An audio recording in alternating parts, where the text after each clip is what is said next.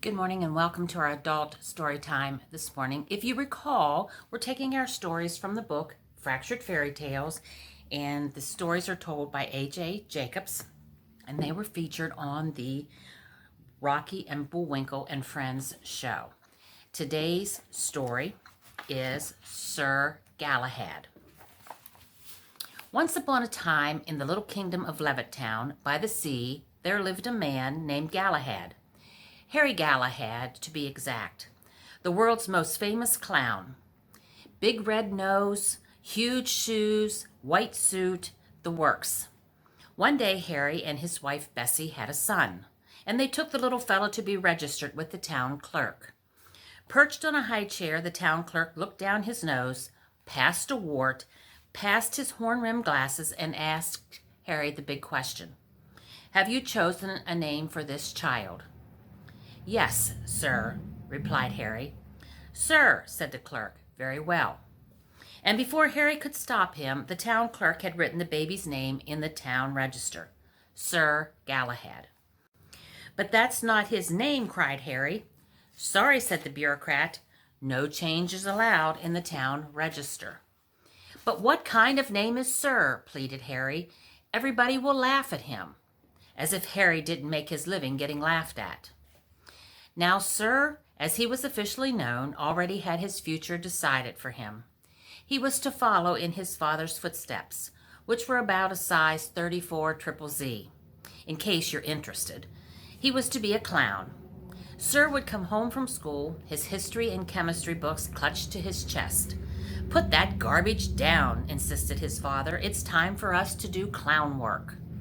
Together they would tromp up the stairs to Sir's room. "How many clowns does it take to fill a Volkswagen at room temperature?" asked Harry. 33 and a half, answered Sir. "Correct," said Harry. "Now, if you are given a cream pie, should you A, eat it, B, return it because of the high cholesterol, or C, throw it in somebody's face?" "It's C, Dad," sighed Sir.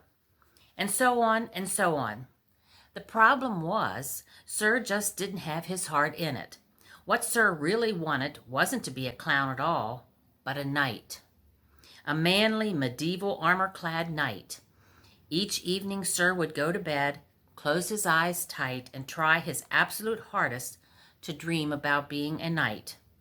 Unfortunately, it never worked. He always ended up dreaming about something else, like being a member of a singing group called the Pips. Sir's mom soon figured out the boy didn't want to be a clown. "Why don't you want to be a clown?" Bessie asked her son. "What exactly is it that you want to be?" Out of his pocket, Sir proudly produced his dog-eared copy of his favorite book, The Knights of the Round Table, and pointed to the cover. "This is what I want to be," he said with his chin high. "You want to be a round table?" asked his mom. "No, a knight. A knight. I want to be a knight. I want to save damsels. I want to wear armor, ride white chargers." Whereupon Sir ran up to his room.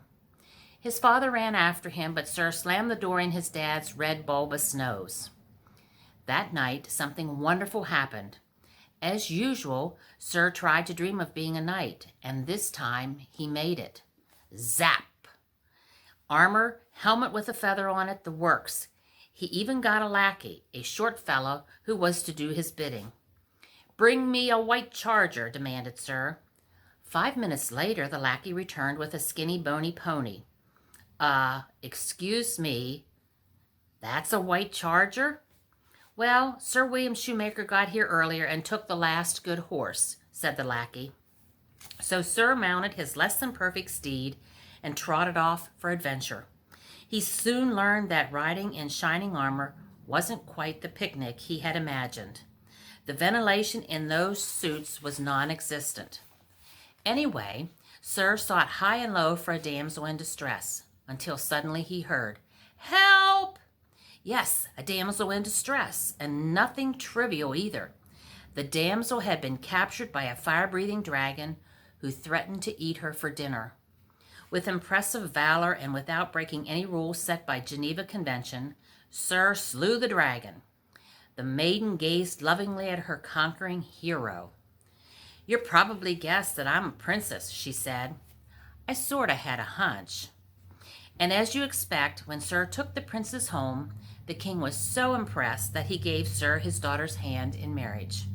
The king also gave Sir and his bride a down payment on a small place of their own, and before long there was another little knight to feed, and another, and so on into the nights. There were no more wars to fight, and Sir's wife frowned on his rescuing any more damsels. So Sir's days were taken up with his new duties as lord of the manor. "When you've finished the dishes, remember the moat needs cleaning." "I should have married the dragon," sighed Sir. With that, he awoke from his dream with a start. The next morning, Sir's parents were still deeply troubled. Maybe, they thought, if it's so important to him to be a knight, he should be one. But down the stairs came Sir. Be a clown, dee-dee-dum-dee-dum, be a clown. And guess how Sir was dressed? Big red nose, huge shoes, white suit, the works. "Sir," said his father, "yesterday you wanted to be a knight, and today you're a clown?" "Well," said Sir, "it's like you always say. That's showbiz." And that's today's story, Sir Galahad, from our book, Fractured Fairy Tales. Thank you for joining us, and as a reminder, if you haven't signed up for the summer reading program, come into the library and check it out. Attend programs, read. When you reach certain levels in your reading and attend some programs, you get prize tickets that you can drop in to the tub to have a chance to win the prize that you'd like to win. There's some really, really nice baskets here just for the giving away. So stop by the library. So until next time, stay healthy, be safe, and have a wonderful week.